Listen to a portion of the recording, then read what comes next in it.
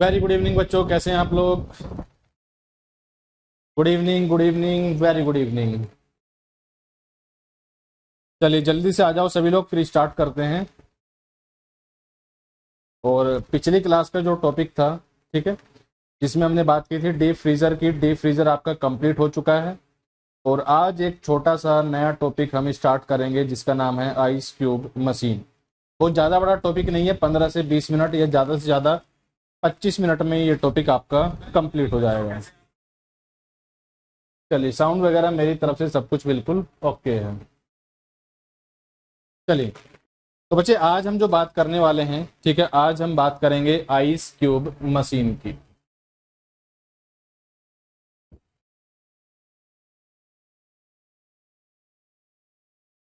चलिए, बहुत ज्यादा इंपॉर्टेंट टॉपिक नहीं है, क्वेश्चन भी कभी कभी एग्जामिनर पूछ सकता है या नहीं भी पूछ सकता है। कोई ऐसा नहीं है कि यहाँ से एग्जामिनर क्वेश्चन बिल्कुल ही आपके लिए बनाएगा। देखिए, इससे पहले जितने भी टॉपिक हमने किए हैं, मैं आपको पहले ही बता चुका हूँ कि मोस्ट इंपॉर्टेंट पार्ट जो है आपका कवर हो चुका है, आपको उस पर ही फोकस करना है। आप जो टॉपिक होने वाले हैं ये ऐसे टॉपिक है कि एग्जामिनर कभी क्वेश्चन पूछेगा, कभी नहीं पूछेगा, ठीक है। और चलिए, बहुत आसान है, सिंपल थ्योरी है, कुछ कुछ पॉइंट्स आपको देखने हैं, 2-3 क्वेश्चन मैं आपको बता दूंगा, ठीक है। लेकिन आपको करना क्या है, इससे पहले के जितने भी क्लासेस हुई हैं आपको उस पर ज्यादा फोकस करना है, क्योंकि वहां से क्वेश्चन आपके एग्जाम में ज्यादा बनने वाले हैं, ठीक है। इसके अलावा जो टॉपिक आपके सिलेबस में है, ठीक है, और नहीं डाले हुए हैं, उनकी वीडियो फॉर्म में आपको सारा मिल जाएगा पूरा। तो उस चीज के लिए आपको परेशान नहीं होना है, ठीक है। टॉपिक मेरे पास लिखे हुए हैं, एक बार मैं चेक करके उनकी वीडियो आपके लिए अपलोड करा दूंगा। चलिए, तो फिर आज हम जो बात करने वाले हैं आइस क्यूब मशीन की हम बात करने वाले हैं।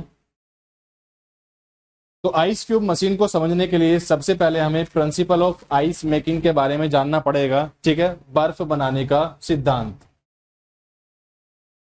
तो बर्फ बनाने के लिए भी हम किस चीज का इस्तेमाल करेंगे? जो रेफ्रिजरेशन साइकिल है। आप किसी चीज को अगर ठंडा करना चाहते हो, आप वातावरण के तापमान से कम तापमान किसी भी चीज का अगर रखना चाहते हो, तो सभी के लिए एक सेम प्रोसेस है, ठीक है। जो साइकिल इस्तेमाल होती है सभी के लिए वही सेम साइकिल इस्तेमाल होने वाली है। कौन सी साइकिल इस्तेमाल करते हैं, ठीक है। अगर वातावरण से कम तापमान आपको मेंटेन करके रखना है तो आप इस्तेमाल करते हैं रेफ्रिजरेशन साइकिल। तो आइस मेकिंग में भी रेफ्रिजरेशन साइकिल का इस्तेमाल होता है। जो कंपोनेंट हम एक सिंपल रेफ्रिजरेशन मशीन में देखते हैं या रेफ्रिजरेशन साइकिल में देखते हैं, वही कंपोनेंट यहाँ पर भी इस्तेमाल होने वाले हैं, ठीक है। इसका मतलब क्या है कि यहाँ पर हम कंप्रेसर की बात बिल्कुल करेंगे, ठीक है, कंडेंसर की बात यहाँ पर भी होगी, आपकी थ्रोटलिंग डिवाइस यहाँ पर भी लगी होगी, और साथ ही साथ इवापोरेटर यहाँ पर भी लगा होगा। तो सेम कंपोनेंट जैसे कि आपके एक सिंपल रेफ्रिजरेशन साइकिल में आप पढ़ते हुए आए हो, यहाँ पर भी वही चीजें इस्तेमाल होने वाली हैं, ठीक है। अब जो कंप्रेसर का फंक्शन आपने वहां पर पढ़ा था, सेम फंक्शन यहाँ पर भी होने वाला है। कंडेंसर का फंक्शन आपने जो वहां पर पढ़ा था, सेम फंक्शन यहाँ पर भी होने वाला है। थ्रोटलिंग डिवाइस और इवापोरेटर जैसा कि पहले काम करते थे, सेम काम यहाँ पर भी करने वाले हैं, ठीक है। तो देखिएगा एक बार क्या लिखा हुआ है। All refrigeration equipments are made of 4 की कंपोनेंट्स। सभी प्रशीतन उपकरण 4 प्रमुख घटकों से बने होते हैं, ठीक है। ये मैं आपको बता चुका हूं कि कौन कौन से कंपोनेंट से मिलकर ये बने होते हैं। इसमें इवापोरेटर लगा होता है जिसे वाष्पीकरण करता हम कहते हैं, इसमें कंडेंसर लगा होता है, ठीक है, जिसे कंडेंसर या संघनित्र हम कहते हैं, इसमें कंप्रेसर लगा होता है यानी कि संपीड़क लगा होता है, और इसमें थ्रोटल वॉल्व लगे होते हैं जो कि बेसिकली आपके एक्सपेंशन वॉल्व होते हैं। Ice cube machines all work the same way. Ice cube machine सभी एक ही तरह से काम करती हैं, जैसे कि सिंपल एक आपकी रेफ्रिजरेशन साइकिल ऑपरेट होती है, सेम आइस क्यूब मशीन भी ऑपरेट होती है। The function of compressor is to compress low pressure refrigerant vapour to high pressure vapour and deliver to the condenser.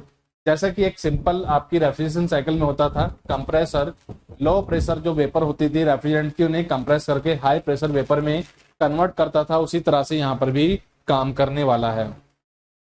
Compressor का कार्य कम दबाव वाले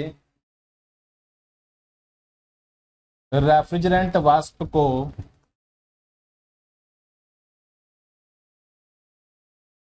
ठीक है, रेफ्रिजरेंट वाष्प को, यहाँ पर क्या लिखा हुआ है, रेफ्रिजरेंट,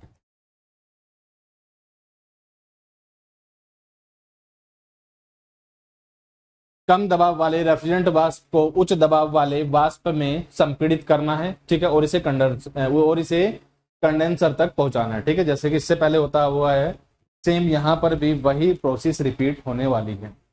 चलिए फिर थोड़ा सा आगे बढ़ते हैं इसमें। Here the high pressure vapour is condensed into the high pressure liquid, जैसे कि कंडेंसर की नॉर्मल फंक्शनिंग होती है।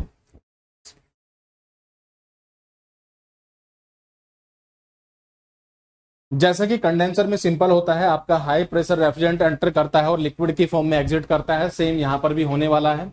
यहां उच्च दबाव वाले वाष्प को उच्च दबाव तरल में संघनित किया जाता है, ठीक है, and drained out through the throttle valve to become low pressure liquid, और यह थ्रोटल वाल्व से होता हुआ आपका इवेपोरेटर तक पहुंच जाता है। At this point the liquid is conducted to the evaporator where heat exchanges occurs and ice is created. This is one complete refrigeration cycle. तो कहने का मतलब क्या है कि जो आपकी पुरानी जो रेफ्रिजरेशन साइकिल आप पढ़े हो, सेम साइकिल आइस बनाने में भी रिपीट होती है, बस कुछ कुछ अलग से पॉइंट आएंगे जो आपको याद रखने हैं, ठीक है। बेसिक साइकिल आपकी वही है जो इससे पहले आप पढ़ते हुए आए हो। चलिए तो हम बात करेंगे सबसे पहले आइस क्यूब मेकर की, ठीक है, और यहां से जो क्वेश्चन बनते हैं इन्हें मैं हाईलाइट करते हुए चलूंगा और ये आपको याद रखने हैं, ठीक है। मैं पहले भी आपको बता चुका हूं कि थ्योरी पता होने से आप सारे क्वेश्चन नहीं कर सकते हो, क्योंकि क्वेश्चन की वैरायटी इतनी ज्यादा है। अगर आपने क्वेश्चन प्रैक्टिस किए होंगे तो आप समझ जाओगे, ठीक है। एक सिंगल बुक सफिशिएंट नहीं होती है, ठीक है, आपको 3 से 4 बुक पढ़नी पड़ेंगी। उसके बाद भी एग्जामिनर इस तरह से क्वेश्चन आपके लिए बना सकता है कि आप फिर भी उसे छोड़कर आ सकते हो। तो करना क्या होता है कि आप बेसिक साइकिल समझ लो और इसके बाद क्वेश्चन की प्रैक्टिस करो, तब जाकर आपके सारे क्वेश्चन एग्जाम में बन सकते हैं।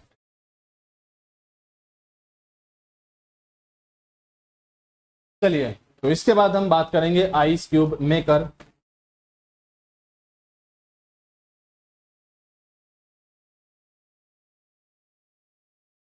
ठीक है, हिंदी में इसे बर्फ घन निर्माता या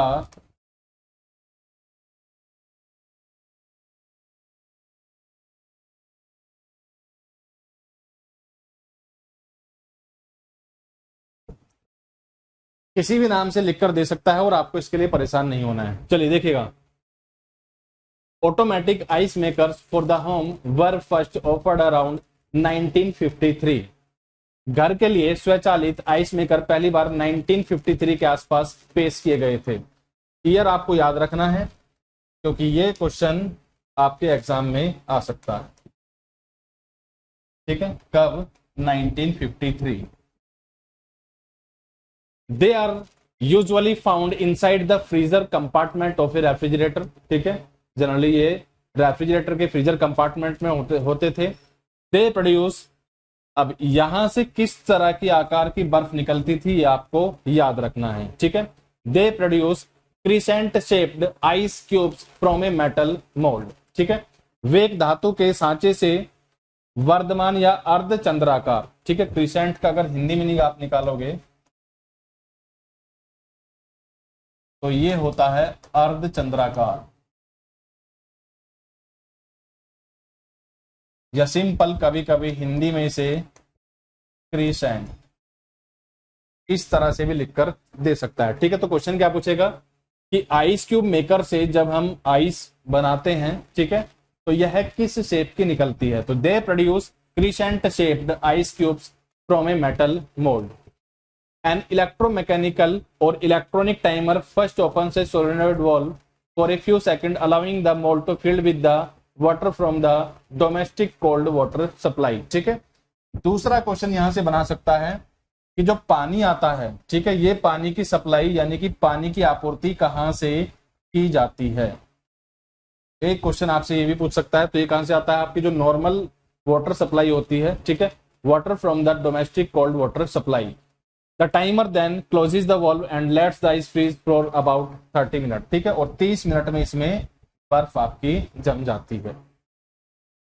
तो घर के लिए स्वचालित आइस मेकर पहली बार 1953 के आसपास पेश किए गए थे। वे आमतौर पर एक रेफ्रिजरेटर के फ्रीजर डिब्बे के अंदर पाए जाते हैं। वे एक धातु के सांचे से वर्धमान आकार के बर्फ के टुकड़े बनाते हैं। एक इलेक्ट्रोमैकेनिकल या इलेक्ट्रॉनिक टाइमर पहले कुछ सेकंड के लिए सोलेनॉइड वॉल्व खोलता है, जिससे मोल्ड को घरेलू ठंडे पानी की आपूर्ति से भरने की अनुमति मिलती है। टाइमर तब वाल्व बंद कर देता है और बर्फ को लगभग 30 मिनट तक जमने देता है। ठीक है, 30 मिनट में आपकी बर्फ जम जाती है। चलिए, इसके बाद एग्जामिनर कभी कभी एक क्वेश्चन पूछ लेता है कि आइस क्यूब जो बनती हैं ये कब बिल्कुल क्लियर होती हैं।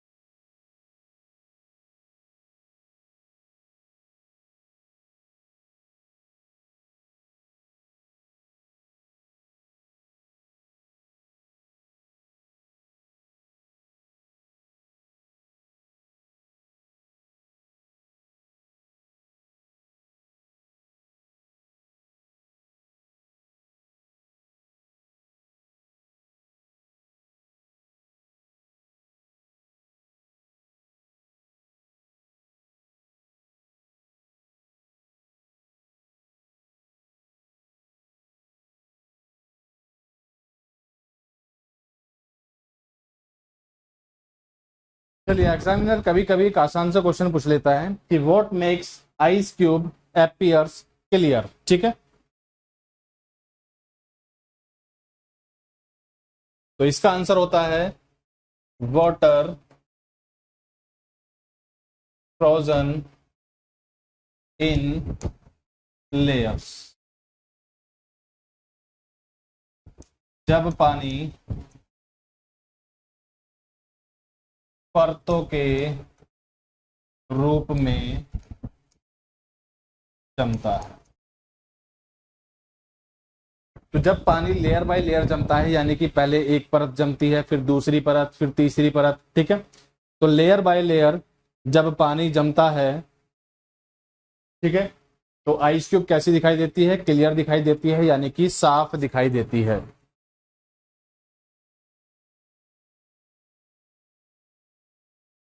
बोलो भाई।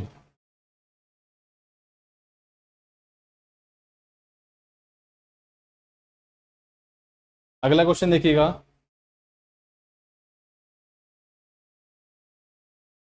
What makes ice cube appear cloudy?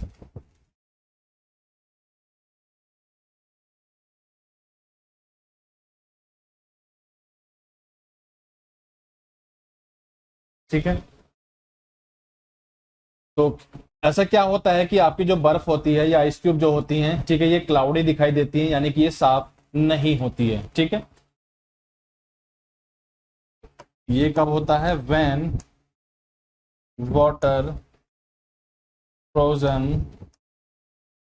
All at once. जब पानी एक साथ सारा जमता है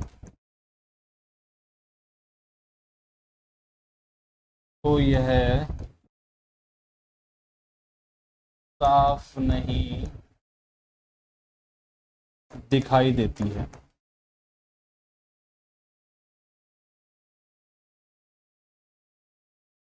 ठीक है, तो ये दो पॉइंट्स आपको याद रखने हैं कि जब पानी लेयर बाय लेयर जमता है, जब पानी परतों के रूप में जमता है, ठीक है, तो आइस क्यूब जो होती हैं साफ दिखाई देती हैं। और जब सारा का सारा पानी एक साथ जमता है तो ये कैसे दिखाई देता है? क्लाउडी दिखाई देता है, यानी कि ये साफ दिखाई नहीं देता है। ठीक है, चलिए आगे बढ़ते हैं फिर इसमें थोड़ा सा। और ये आपकी जो मशीन दिख रही है इसे ही हम बोलते हैं आइस क्यूब मेकर। ये जो मशीन आपके सामने दिखाई दे रही है इसे ही हम बोलते हैं आइस क्यूब मेकर।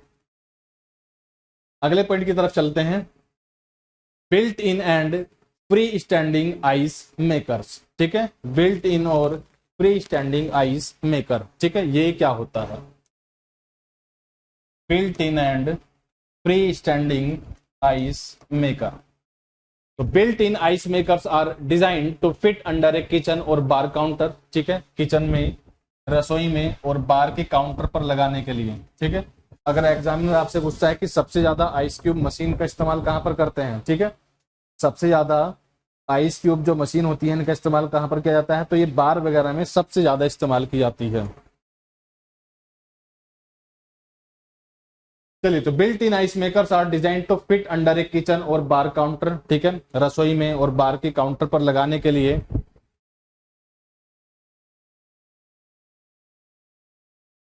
तो बिल्ट इन आइस मेकर को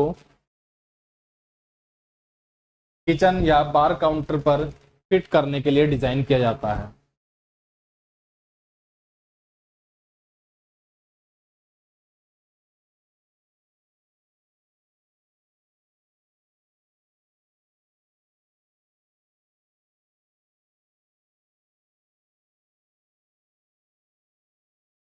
पिछली स्लाइड, बिल्कुल एक बार पिछली स्लाइड आप देख सकते हो। ये आइस क्यूब मेकर है, ठीक है, और ये मैंने आपको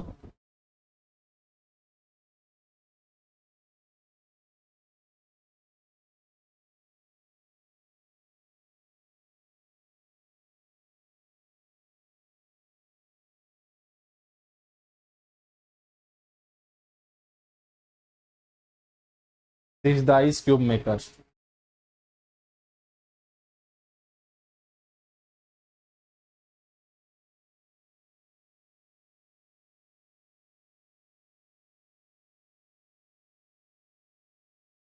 चलिए,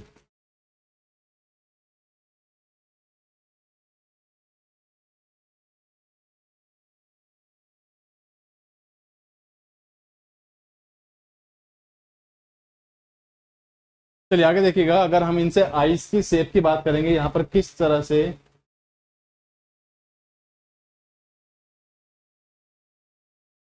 ठीक है, अगर हम फ्री स्टैंडिंग आइस मेकर से आइस क्यूब्स की बात करते हैं कि यह किस शेप की आपको मिलती है, ठीक है, तो they produce crescent shaped ice like ice from A freezer ice maker, ठीक है, तो इससे भी क्रिसेंट शेप की आइस आपको मिलती है। द आइस इज क्लाउडी, इससे जो आइस मिलती है ये कैसी होती है, क्लाउडी होती है एंड ओपेक होती है इंस्टेड ऑफ क्लियर, ये साफ नहीं होती है। किस तरह की आइस आपको इससे मिलने वाली है, अगर इससे आइस मिलने की हम बात करते हैं तो ये कैसी होती है, क्लाउडी एंड ओपेक, या क्लाउडी एंड ओपेक होती है, साफ नहीं होगी। और अगर इसकी शेप की हम बात करेंगे तो क्रिसेंट शेप्ड आइस आपको इससे मिलती है। लेकिन इन्हें फ्री स्टैंडिंग इकाइयों के रूप में इस्तेमाल किया जाता है। वे एक फ्रीजर आइस मेकर से बर्फ की तरह अर्धचंद्राकार बर्फ का उत्पादन करते हैं। बर्फ साफ होने के बजाय बादलदार और अपारदर्शी है क्योंकि पानी स्पष्ट, ठीक है, बर्फ इससे आपको कैसी मिल रही है, क्लाउडी एंड ओपेक, ठीक है, ओपेक आपका होता है अपारदर्शी। Because the water is frozen faster then in clear ice cube makers, ठीक है, क्योंकि यहाँ पर पानी जो जमता है यह बहुत तेजी से जमता है। In process टिनी air bubbles gate trapped causing the cloudy appearance of the ice, ठीक है, क्योंकि पानी स्पष्ट आइस क्यूब मेकर्स की तुलना में तेजी से जमता है। इस प्रक्रिया में छोटे हवा के बुलबुले फंस जाते हैं जिससे बर्फ का बादल जैसा दिखने लगता है। और आइस यहाँ पर जो मिलती है कैसी होती है, साफ नहीं होती है, कैसी होती है, यह होती है क्लाउडी एंड ओपेक, ठीक है। यह पॉइंट आपको याद रखना है कि इससे बर्फ आपको जो मिलती है ये कैसी होती है, क्लाउडी एंड ओपेक यहां पर होती है। तो ये आपका होता है built in and free standing ice makers. चलिए, इसके बाद हम बात करने वाले हैं इंडस्ट्रियल आइस मेकर्स की।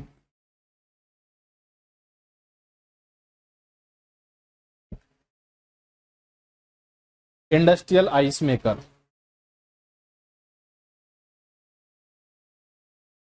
औद्योगिक बर्फ निर्माता। Commercial ice cube makers improve the quality of ice by using running water, ठीक है। आपके जो वाणिज्यिक यानी कि औद्योगिक जो आइस क्यूब्स निर्माता होते हैं ये क्या करते हैं, ये पानी को जो जमाते हैं रनिंग कंडीशन में जमाते हैं, ठीक है। Commercial ice cube makers improve the quality of ice by using running water, यानी कि बहता हुआ पानी जो होता है। वाणिज्यिक आइस क्यूब निर्माता बहते पानी का उपयोग करके बर्फ की गुणवत्ता में सुधार करते हैं। The water is run down on a surface that is constantly at 0 degree Celsius.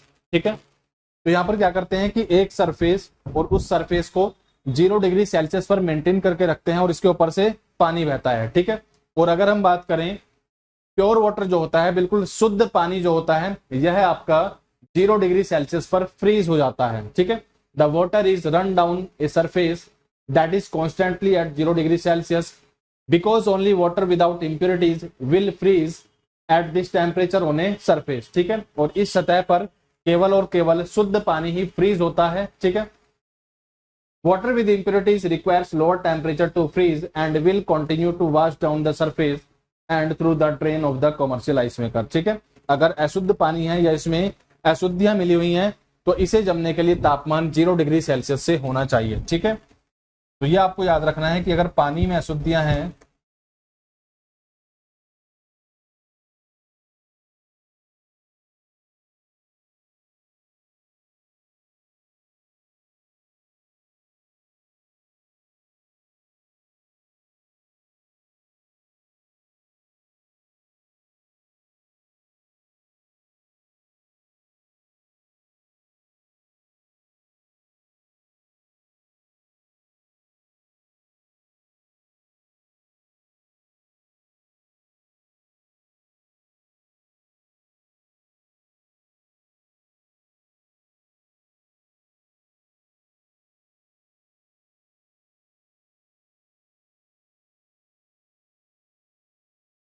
चलिए, तो इंडस्ट्रियल आइस मेकर से अगर हम बात करें, यहां से जो हमें बर्फ मिलती है इसकी क्वालिटी काफी अच्छी होती है। Air and undissolved solids will be washed away by such an extent that in horizontal evaporator machine the water has 98% of the solid removed. ठीक है, resulting in very hard virtual pure clear ice. ठीक है, और इसमें अगर हम horizontal evaporator machine की बात करते हैं तो इससे जो बर्फ हमें मिलती है इसकी क्वालिटी काफी अच्छी होती है और यह साफ होती है। और इसमें भी अगर हम वर्टिकल मशीन की बात करते हैं, ठीक है, तो इसमें जो बर्फ मिलती है यह इतनी अच्छी नहीं होती है। ठीक है, in vertical evaporator the ice is softer. Commercial ice machines can make different size of ice like flakers, crust, cube, octagon and tubes. ठीक है, तो ये कुछ पॉइंट हैं जो आपको याद रखने हैं। इतना इंपॉर्टेंट चैप्टर आपका है नहीं, 2 4 5 जो मैंने मेन पॉइंट आपको बताए हैं ये आपको याद रखने हैं। ठीक है,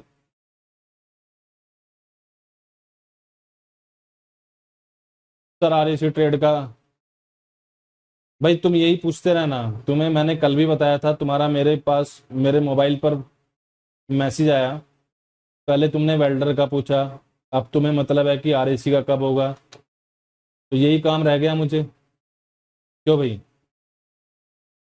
तुम्हारी ट्रेड कौन सी है पहले तो ये क्लियर करो। और दूसरा, जब मैं बता चुका हूं आपको कि नेक्स्ट वीक में, ठीक है, आपका सिलेबस कंप्लीट हो जाएगा, तो बार बार सेम क्वेश्चन पूछने की क्या जरूरत है।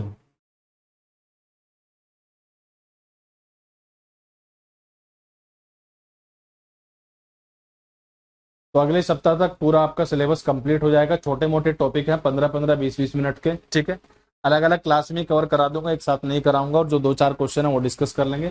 चलिए, तो आपका आइस क्यूब मशीन में इतना ही रखेंगे क्योंकि ये टॉपिक आपका बिल्कुल भी इंपॉर्टेंट नहीं है, ज्यादा क्वेश्चन भी यहाँ से नहीं पूछे जाने हैं। ठीक है, जो मेन पॉइंट्स मैंने आपको बताए हैं वो आपको याद रखने हैं। चलिए, तो आज के लिए इतने रखेंगे और मिलेंगे अगली क्लास में। अगली क्लास में जो टॉपिक हम लोग डिस्कस करेंगे ये आपका होगा ice cream plant and ice plant. ठीक है, नेक्स्ट क्लास में जो टॉपिक हम कवर करेंगे ये आपका होगा ice cream plant and ice plant. छोटे छोटे टॉपिक हैं, 20-20 25-25 मिनट में इन्हें कवर करते चलेंगे। ठीक है, और जल्दी ही आपका सिलेबस कंप्लीट हो जाएगा। चलिए, फिर आज के लिए इतने रखेंगे और मिलेंगे अगली क्लास में सेम टाइम पर। ठीक है फिर।